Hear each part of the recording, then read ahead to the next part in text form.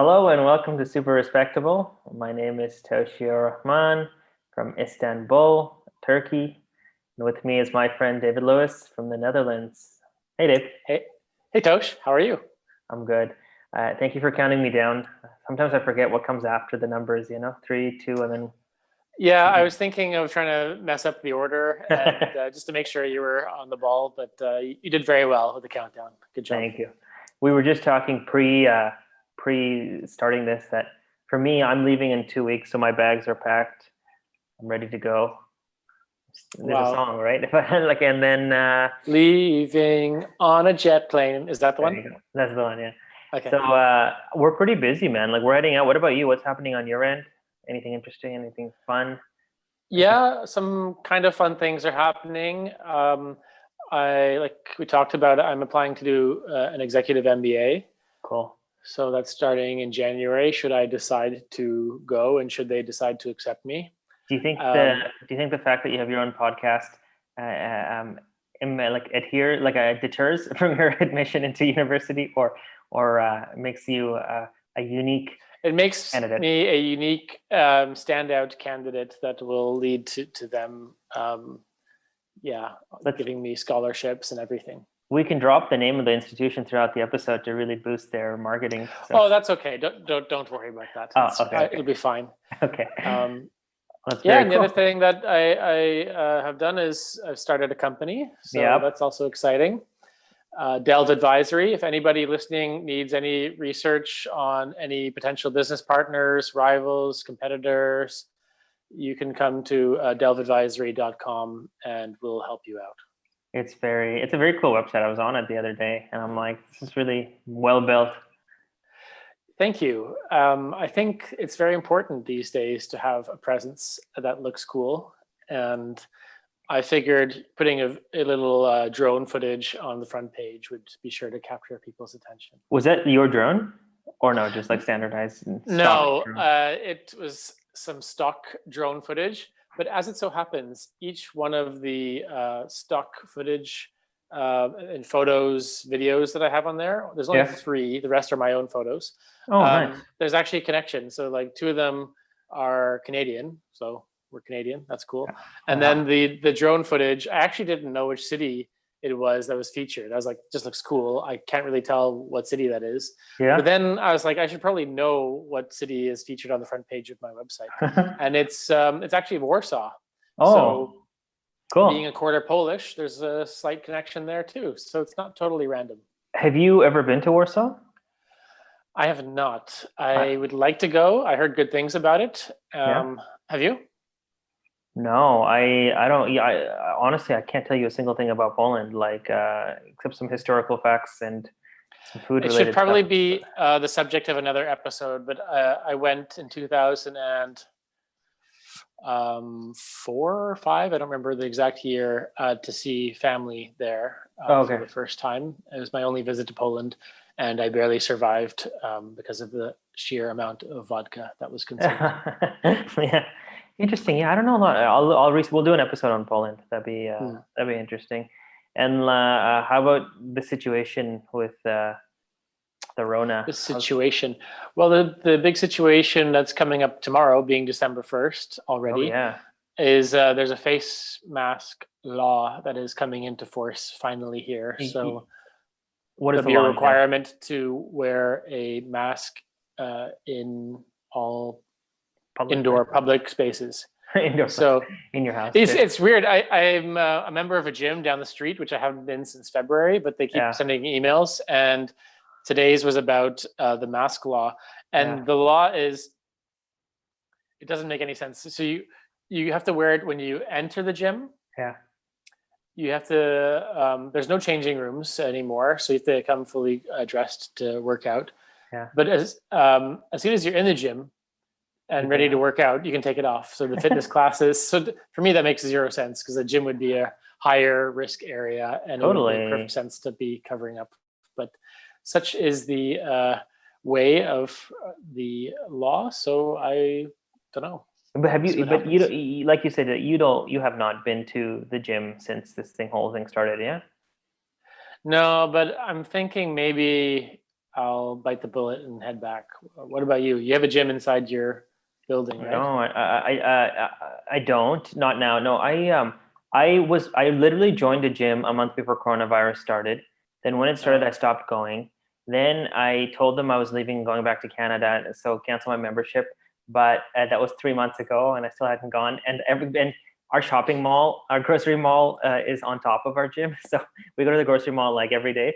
Not the mall, the grocery store. So like I sometimes I see the guy and sometimes I don't. And every time I see him, I'm like, oh, my flight got delayed. Oh yeah. I kept pushing it because I really did not feel safe going into a gym, which kind of feels like a petri dish of coronavirus.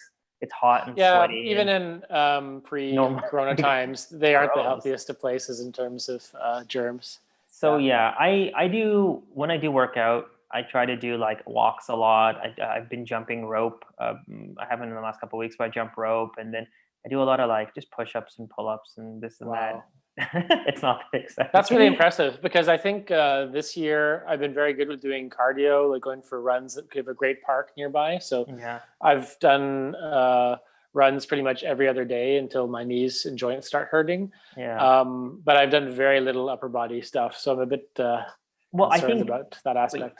I had a discussion with a friend of mine a week ago, a week today, and we were talking about how at this age now, really like we're not aiming to be eating like 500 grams of protein or lift and like this and that. We're just trying to maintain what we have. It's about maintain and making healthy. Sure that everything's running smoothly. That's 100%. I don't think you can get a pretty good workout in. Like I think you're on the right track. I personally have to focus more on cardio. I think going for just to make sure you have a good heart. You can lose an extra couple pounds. You look, as long as I've known you, you've just been the same. No increase or decrease in weight. There's been a small increase this year, I think. That's okay. Unnoticeable. But just staying healthy. But you eat well, so I think that's a really good thing, right? Like as long as I know you, you've been good to like have good food, not overindulge.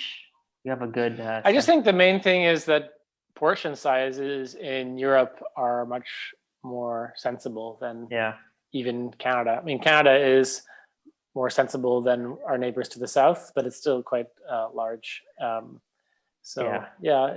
diet is a pretty big factor, I'd say. And I think we've had this discussion. Food in non-North American countries is more whole food rich, nutrient dense, more natural, not a lot of processed packaged food. So it's like if you're hungry and need a snack, you can go for like a fresh apple as opposed to like, I don't know, a Snickers bar or something like, so which is promoted more in our societies, right? One of the really surprising things when I moved here was to learn that the Netherlands is actually like an agricultural powerhouse. And you wouldn't normally think of the Netherlands in that way, I guess. But they have all these greenhouses. They really make use of their small country. Nice. And I would encourage our listeners and viewers to check out a satellite Google Earth view of just outside of The Hague. And it's basically all greenhouses. And it's just insane how much, when you go into the grocery store, you look at where the products are from, the produce, fruits and vegetables. I would say more than half is from the Netherlands. And it's things you wouldn't expect. Is it pretty affordable, costing wise? It's not exactly cheap, but I think it's good quality food. So people are tall and slim here, so they must be doing something right in terms of that. I think also when it comes to food and stuff, like I can't tell other people what to do with their money, but we don't splurge, like we don't overthink it. Like food is food, right? And you're enjoying it; it's good for you. You're not eating garbage, right? Though I have to say, I did fall off the wagon the other day. I went to McDonald's after I think it must have been like 6 months. And like, what did you have? I had a 6-piece chicken McNugget meal and a Big Mac on the side because I was like, if I want to go all out, I might as well go all. And the Big Mac was so gross; it didn't taste like anything. But the chicken McNuggets were okay, and the fries were delicious. The fries are great. I don't think anybody can top McDonald's fries. So if they feel like sponsoring us, we'll say lots of nice things about. I'll eat the fries while we do the podcast. No problem. I actually read, I get a subscription to the Financial Times for the weekend edition. And they actually had an interview with the CEO of McDonald's. So it's very timely that you mentioned that. And the guy, he looks like a super slim, fit American businessman. But he said in the article he has McDonald's like twice a day. That's crap. I don't believe that. And I mean, they kind of go into detail because the guy's like, how is it possible that you're this fit? He said he runs a lot. Yeah. And when he orders some of the meals, he makes sure it's like no ketchup, no special sauce, no cheese on the thing. So I bet you it's in his contract to say that kind of stuff. Like, probably. I totally think I've had this discussion with my wife. I totally think people who are CEOs and owners of fast food chains all don't eat their own product, probably because they're so rich they don't have to eat their own product. I think he's kind of taking it to an extreme. I mean, I wouldn't twice a day. That's crazy. Maybe once a week, once a month. I don't think the media should come down on him to be like, how come you're not eating fast food every single day? I think it's pretty clear you shouldn't have it every day. But he's kind of going to quite extreme lengths to demonstrate his commitment to the company. Yeah. Anyways, I remember back in high school and when I was younger, McDonald's all the time. But I really, like, in my 20s and stuff, I stopped doing because I just knew how bad it was. And I felt so gross after, like, and your metabolism slows. And then, like, really, you could, with that amount of money and that amount of, like, food, you could get something completely healthier. I know McDonald's has tried to, like, implement new items into their thing and stuff. But at the end of the day, it's still McDonald's. Like, if you go to McDonald's, why would you go there for a salad? There's other places to go for a salad. Go for the chicken nuggets, Big Mac. Well, I mean, this is totally. Why not just go extra large it up? Well, in the Netherlands, do they do delivery for McDonald's? Yeah, actually, this will probably lose the sponsorship deal that we've tried to go for, but because all the restaurants and cafes and bars are closed, everyone's getting takeaway or delivery. Yeah, same here. So I go for walks most days when the weather's nice, and there's so much more garbage. Like the garbage bins are overflowing because people are getting takeout McDonald's, and it is McDonald's more than other ones, and they're eating it, and because the garbage bins are overflowing, they're just kind of throwing it or letting it pile up, and the seagulls of The Hague are getting fatter and bigger and more aggressive by the day. It's really something that needs addressing. Yeah, it's gross. I think because the way I grew up with McDonald's was one of those places you go when you're like a student or you're a teenager or you're too lazy, you know what I'm talking about? Or like, and then like if you're having McDonald's like delivered to your house, that's a new level of laziness, I think. At least walk to the McDonald's and grab whatever you have to get. At least that's like, but we love you, McDonald's. And well, yeah, what's great in the Netherlands is there's loads of delivery, but the delivery people are super fit because they're doing it on bicycles. Yeah. That's so cool. They're delivering very unhealthy food, but they're doing a very healthy job of cycling around town at warp speed. It's like the rickshaw drivers of like India and Bangladesh and Pakistan. These guys are like ripped because they're always just biking with. And they're moving fat tourists around. Yeah. Actually, you know what? With McDonald's, that famous documentary, Super Size Me, where the guy ate McDonald's for every single meal for a month, I think it was. Yeah. Well, I had McDonald's immediately after watching that documentary because I was like, oh man, that looks good. But what actually grossed me out the most from that was, I don't think it was in the main part of the movie, but in the DVD, there was like the outtakes and the bits that didn't make it into the main movie. And one of it was he bought a burger and fries from like a mom and pop diner. He made his own burger and fries, I think, and then he got a McDonald's and he just put it in like a jar and just watched it deteriorate over a month or 2, 3, 4 months. The McDonald's stuff didn't change. It just stayed the same. And I was like, oh my God, that's inside of me. I know. It's okay. It's fine. Once in a while. Everything in moderation. That's the everything. motto. Okay. I'll present. It's my week, and I have a timely one. And this one, I think, out of when we started this podcast, we decided to do strange and weird things, and this one falls directly in that category. And I sort of messaged you about it the other day, but I've been fascinated by this thing the last couple of days. But it's the Utah Monolith. Have you heard of? Oh yeah. It's so weird, man. Like, I want this to be more of a discussion because I just have a couple points that I wanted to, and there's been a development. I don't know if you've heard or not. No, I haven't followed. Oh, okay. So a couple weeks ago in Utah, in the United States of America, the Bureau of Land Management, they were flying their helicopter over this part of the desert because they were trying to do a survey of a count of the bighorn sheep in the area. Count it, which is what as you do. as you do. And so inside of a cave, like this kind of like cavern thing, they see this like weird image. So while I speak, check it out online so you have a visual if you want. So they land their helicopter and they go down into this little like cavern, and they see this 12-foot triangular metal monolith that's been put into the ground. So a monolith, for those people who don't know, is like sort of like a piece of rock, singular, that's kind of in the ground.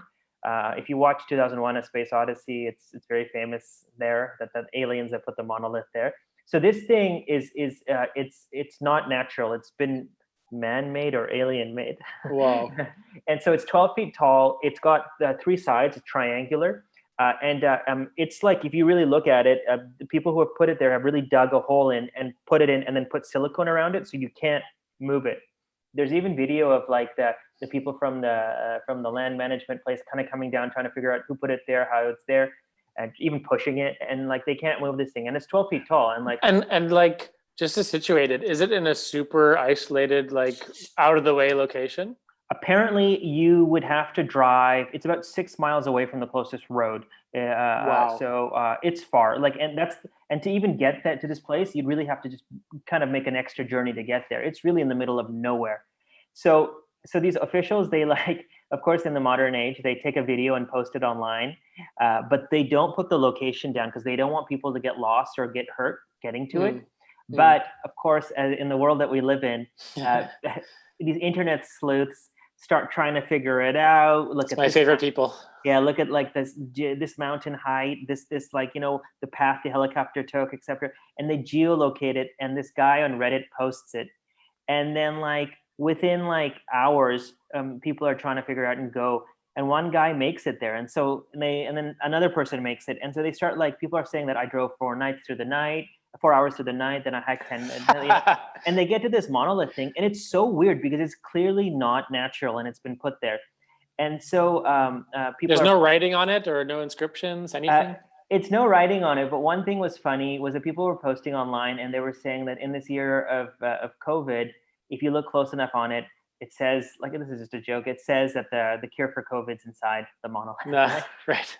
So people are going to this thing, they're hiking, they're trying to kind of get pictures with it, people are taking selfies, people are climbing on top of it because the way it's built is that it's like a triangle base and it builds up, but then on the top it's like a flat surface. And then the weird thing is, so nobody knows where it comes from. The land, the land of the Bureau of Land Management, it says, listen, this is private property. Nobody should be building on this. It's not us. No one is claiming. There's a lot of theories which I'll put forward. But the weird thing is, this last weekend, overnight, it disappears. What? Totally. On the 27th of November, it disappears. People come the next day and they're like, it's no longer here. In its place is a bunch of rocks that have been piled up, and the top aluminum part of the monolith. They left it as a triangle.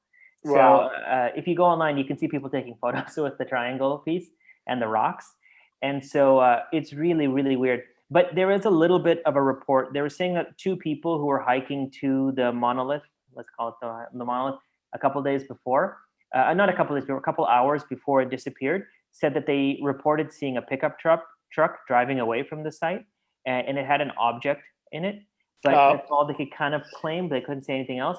But up until this point, the story gets weirder. Up until this point, no one's claimed responsibilities. So of course, conspiracy theorists are going crazy. So the major theories are, 1, it was aliens. They've come and they've dropped it in this place and they've picked it up. Yeah. Okay. Makes sense.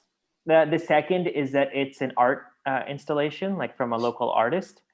There are reports of artists around the world doing strange things like this.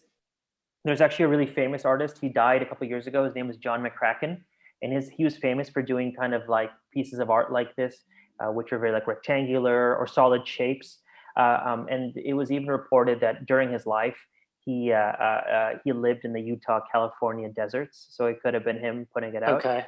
another report. Oh, but the interesting thing is, so when they posted that theory, his representatives, even though he's died, but like his kind of art managers and representatives at first said, no, it wasn't him. Then later said it was him. Then went back to saying, no, it wasn't him. So there's a little bit of confusion there. So another theory is that perhaps another artist kind of who kind of wants to follow in the footsteps of this one put it there. And then a minor theory is that there's a lot of movies and television shows being shot in that desert region. So perhaps it's a prop that was left behind. No one picked it up. But the weird thing is this, is that if you look on Google Earth, so people have gone crazy over this. This is what people do when they don't have work. Yeah. So or when they do. or when they do. So Google Earth images show that this thing's been there since 2015, 2016. Oh, really? Yeah, it's interesting. But one of the helicopter pilot who found it says it could have been there for 40 or 50 years, just sitting there, right? And he says that it's the type of material that doesn't degrade with the elements. So it could be only a few years old, but who knows, right? There's no real way to, based on the material it's made of, to see how long it's been actually sitting there. Yeah, totally. So right? it was the Egyptians. From Could have been the Egyptians. Yeah, on the way to make the pyramids. Yeah, I guess so. It's weird. I mean, clearly it wasn't aliens, right? Clearly, I think it's probably just like an art exhibit or something. But the thing that kind of is weird, I have two questions, two more main points, is like, how do we not know when someone puts something up in a zone? Like, how can, like in the middle of nowhere, like there would have been some report, right? Like a satellite image or a report of a car driving in the middle of the night. Like, how isolated is this place that there's no evidence of this? And then number two is like, what if this thing had been sitting there by like an artist for the last 50 years? Like, so I could see that one. I mean, the internet really helps with these, like you said, the internet sleuths. They love these kind of things. And that's really something that is, needs the internet to discover and treasure and turn into a meme. Totally. I mean, well, of course, I'll post the photo as our thumbnail of the monolith, so you can check it out. It's really interesting. It's the people were saying that obviously it wasn't aliens, but one way you can kind of one guy never assume. One guy scientifically said, like, he was looking at the monolith and he said the brackets they used to put the thing together was clearly human made. So like the little one of the pieces of equipment. So you could tell, but apparently this thing was like measured properly, siliconed into the ground, really sturdy, hollow inside. Like a lot of energy and thought had been put into this, and so like you can only imagine some dude. And they think it was a bunch of people because it was too impractical that one person could have done this. But they apparently you can imagine a pickup truck like driving in the middle of the night with 3 pieces of aluminum, and then like doing all this and then just disappearing and then waiting for someone to find it, I guess, right? Strange, yeah. Everything about it is strange, which makes it perfect to go viral online. Totally.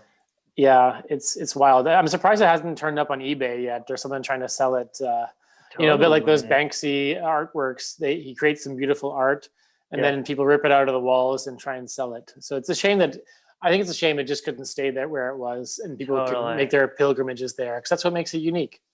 Well, it's funny you say that, because the day it came down or disappeared, the next day, a similar monolith went up in private property in Romania. No, in some totally, in some small town in Romania, on this guy's private property, this monolith, almost pretty much identical with there is inscriptions on the other one. There's like a pattern on the new one. It just popped up, and people were like, "What's happening?" And by this time, information of the Utah monolith had made its way over. So maybe you have copycats or whatnot, but the timing is or maybe it's the robbers from the earlier episode of Super Respectable who stole from the Kunsthal. They learned to improve their technique and stole that one. Yeah, and then placed it somewhere else. Exactly. Yeah, it's weird. So the interesting thing was, I kept looking at this idea of monoliths and putting them up, but apparently this hasn't happened only once or twice before. It's a very common trend among artists. In Seattle, almost 20 years ago, on New Year's Day, a monolith that was not as tall but wider and thicker showed up in a park out of nowhere. And then a couple of days later, it disappeared. And the next morning, it appeared on an island in the city as well. But with this one, an artist came forward and he said that like a bunch of artists had put this up, and he even named it based on 2001: A Space Odyssey. He called it 2001 Space Oddity. So like, okay, that's good. It was interesting, and it was very much like in reverence to the movie. But apparently, like no one saw them putting it in, and no one saw them taking it out, right? So like, I mean, and this was a park in like a densely populated city as well. And then so then it gets a little stranger. Then I started looking at monoliths, and this one came up called the Phobos Monolith. Have you heard of the Phobos Monolith? Phobos. No, Phobos is the moon of Mars, the planet of Mars. Apparently there is a satellite photo, and there have been some studies done. There is a monolith, a large rock on the surface of this moon, and it's 85 meters tall. So to put that in perspective, that's 280 feet. 280 feet across and 300 feet tall. So it's like we're talking about a building. And this thing is like a piece, like a boulder that's just sitting there. I'll send you a link after. You can take a photo and load it. There are satellite images of this thing, and you can only see it from the top. And this thing is massive, and it's there. So the theory is that it's a piece of impact ejecta, which is, I had to Google this. I'm not a scientist, but it's when a boulder happens, like a boulder, a crater inside the moon, and because of that, pieces kind of fall out, and so they think like a piece fell out and just kind of landed kind of on it, and it just stood up. But you can imagine how tall 300 feet is, right? We're talking about like 300 feet is probably 10, 15 stories. It's about that, yeah, maybe. It's pretty tall. So there's a monolith on the planet of on the moon of Mars.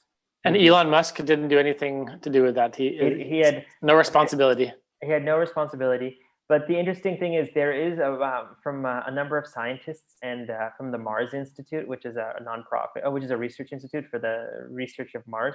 There is a push for a robotic mission to go to this monolith on Mars with like for exploration purposes. And the purpose of the trip would be to kind of explore the region, explore this thing, and do some studies on it, and kind of get more of an idea. And Buzz Aldrin, who was the second man on the moon, is in support of this project. And I think no one takes it seriously, but it is cool. There's a big shadow on it. It's like the cool thing with monoliths are like they're like because they're pointing up, they're like sundials. When there is sun on it, you can see big long shadows, including all the three. But that's really cool. I have never heard of that one, so I'll definitely check that one out. Have you heard of I don't think it's the most worthwhile endeavor to go in and investigate. There's other better uses of our finite resources and brain power on this earth. But okay, I got a question for you. Speaking of which, if you know the current Mars missions that they're trying to build, like people going there to live, would you apply? And if you got it, would you go, or no? You're like an Earth person, or you're yeah, I definitely take that adventure. I'm an Earthling. Okay. I think it's interesting, and it's important to understand the world beyond our own. Sure. It's good to do these kind of discoveries, but I really don't get the fascination with these tech executives to try and like escape Earth and build a colony there. That's probably a step too far. Would you, if you had the chance to explore or to go to space, would you take that trip just to go and come back? Oh man, that's a tough one. I think I would, but I wouldn't want to spend a huge amount of time out there. It'd be like a ride where I'd say, okay, I'd like to come off now and be done with it. Would you ever like yeah, I think these people that spend like these astronauts that spend like months or even years at the like International Space Station and stuff, I just go crazy, like. Well, I still think it's incredible that the moon mission, it blows my mind. Everything about it is insane to me. I don't even remotely understand the physics and science behind getting, and like when I was a kid, and even now, you see these pictures of these guys on the moon. Crazy. And I was like, these guys must have been freaking out, or so smart that they knew and had so much confidence in that little thing that it was going to get them back to Earth. That's the part I don't get. Well, it was amazing they got there, but getting back. Yeah, and it's via trial and error, right? Because if you know, I was like obsessed with astronomy growing up. So like the Apollo missions and everything leading up to the Apollo missions, like there was a lot of failure. A lot of people died, right? And billions and billions of dollars went down. But I totally understand. Like you're putting your trust in a bunch of people who I'm sure are geniuses, but this has never happened before. Like we've never. It's wild. It's crazy, and it's not yeah. Sorry, I was just gonna say like. It's if anything goes wrong, there's nothing anybody can do. It's a huge risk, but I guess that's part of the risk and part of the reward, right?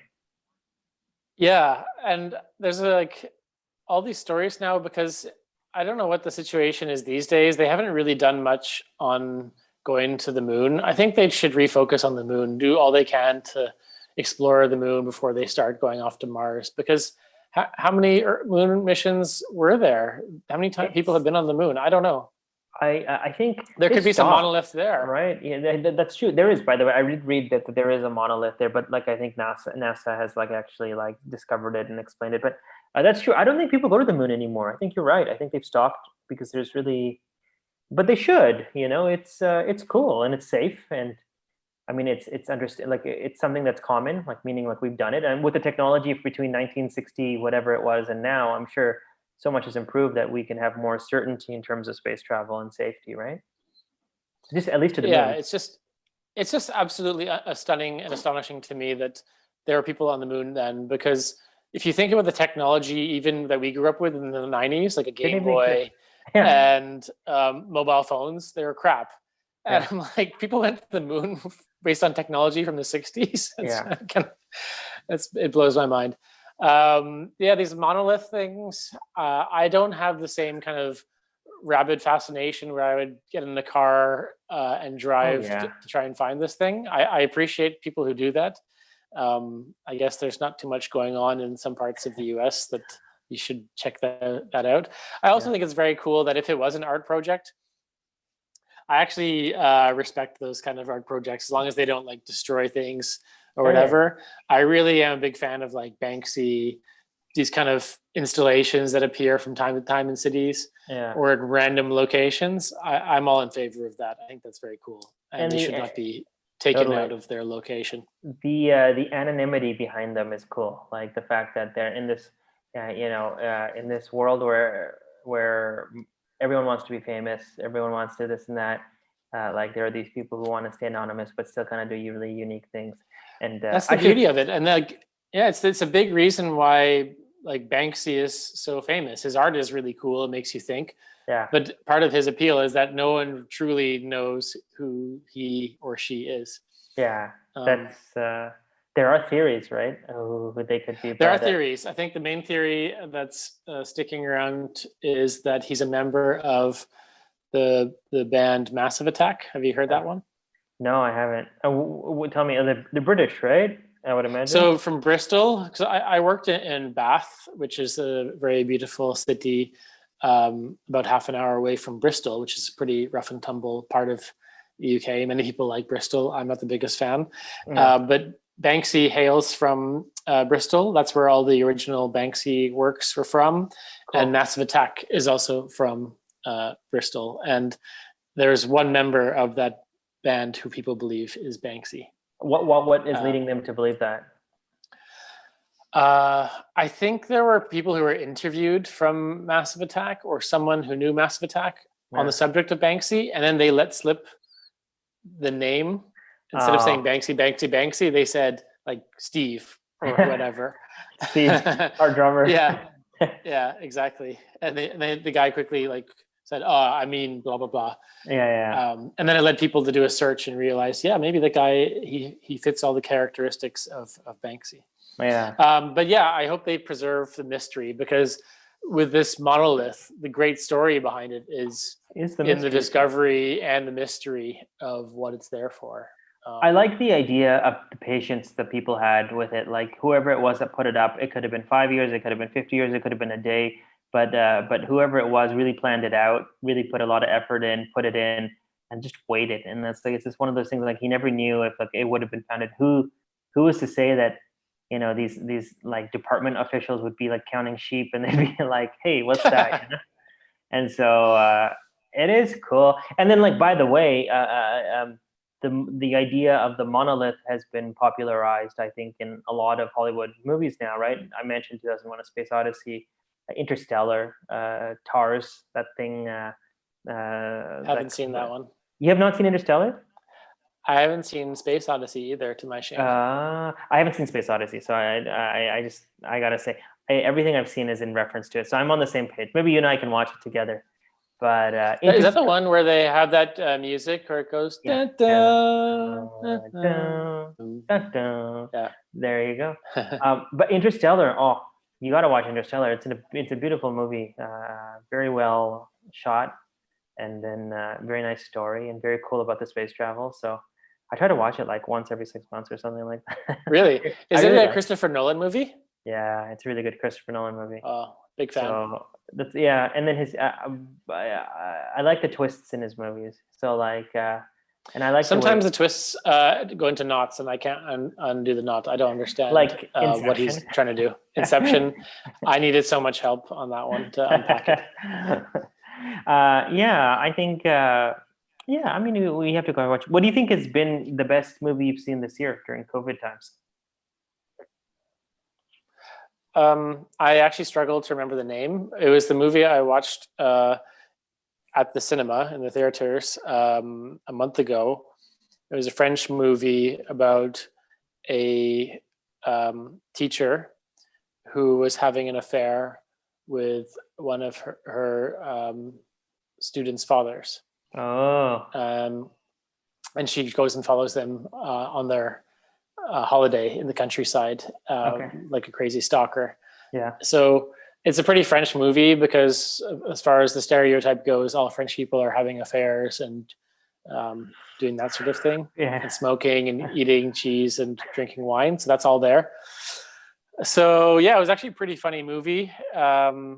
But I don't know if it would get lost in translation if he just had to go with the subtitles and whatever. So what about you?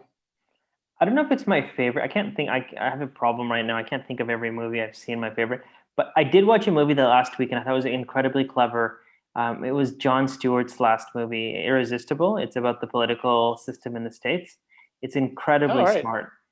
He talks about all the problems of the U.S. election political system, and he incorporates it into a small town mayoral race. So he kind of puts the same elements in, and in the end, there's like a twist.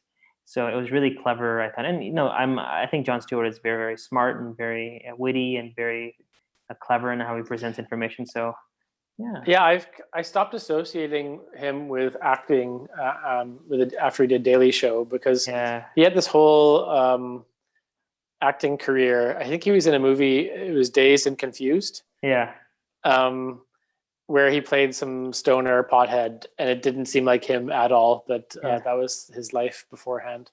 Same with like Jimmy Kimmel. He was also doing like a bunch of random, like kind of jock humor stuff, slightly inappropriate stuff. And then he became a talk show host and is very like buttoned up. So it's interesting to see how people evolve. Well, I mean, speaking of which, I think I've been kind of doing a little bit of research and stuff on Sasha Baron Cohen, the Borat and the Dictator, and I forgot the other movies. But his level of Bruno, and his level of satire is really interesting because if you ever hear him speak, he's incredibly what do you call it? He's not only posh, but he's very, very smart in what he says, and he's very, very well spoken, and he's very, very clever in what he says. There's an amazing speech he talks where he takes down Facebook about the problems he thinks with social media, and especially with Facebook, and it's completely the opposite of his characters.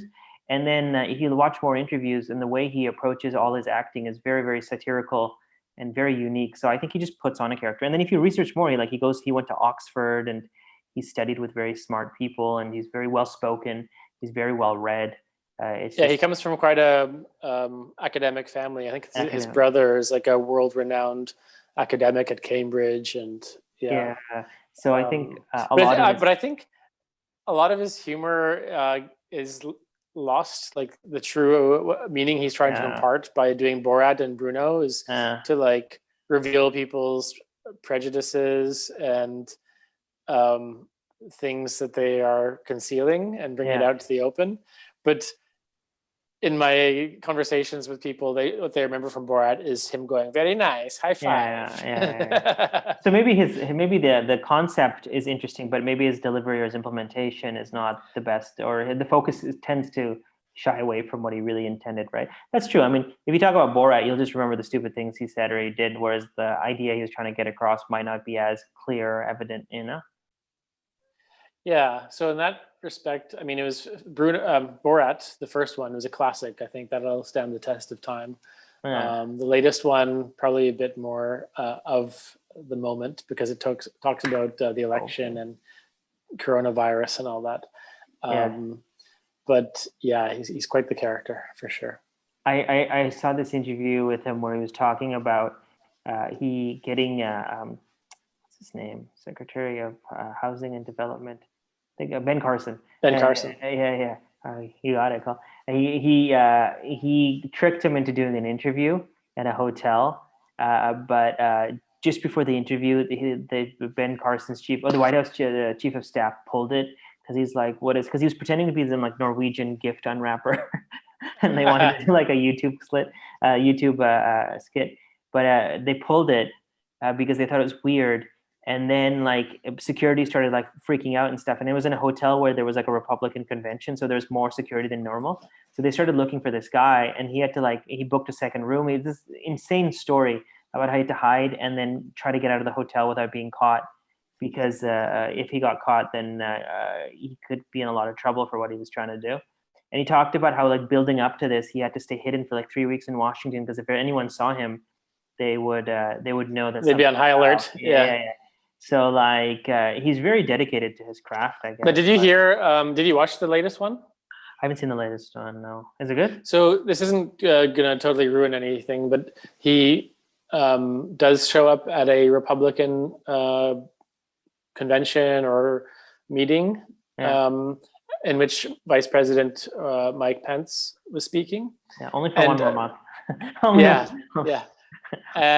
Soon to be former vice president. Yeah. But what happened was, so the context for that scene where he like showed up and interrupted was that he had to hide in the bathroom or in the toilet stall for like 7 hours, 5 to 6 hours, hearing people doing their business before he could get out. Because that was his way. He like walked in and then went straight to the bathrooms to change into this costume that he had. Yeah. And then he had to stay there and hide until it was Mr. Pence's turn to speak and then interrupt it. Wow, that's crazy.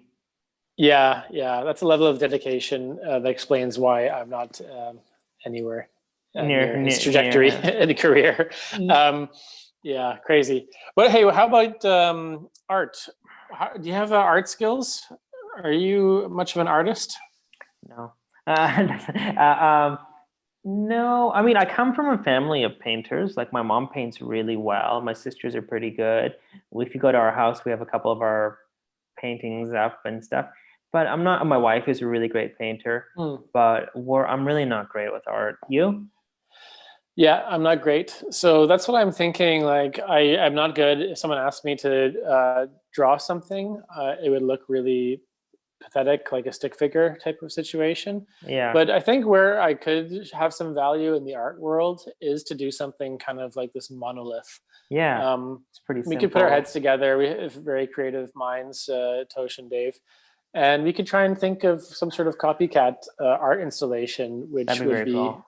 Used. And it doesn't see a monolith is pretty basic and doesn't require too much artistic talent necessarily. So if I was to do a monolith, or if we were to do a monolith, I think the smartest way would be, because we're not experts in engineering or the art world or geography or geographical placement, we could plan to do it like over a span of X number of months or years. So like one time, like we get a little information from this engineer and that engineer, we kind of put the pieces together.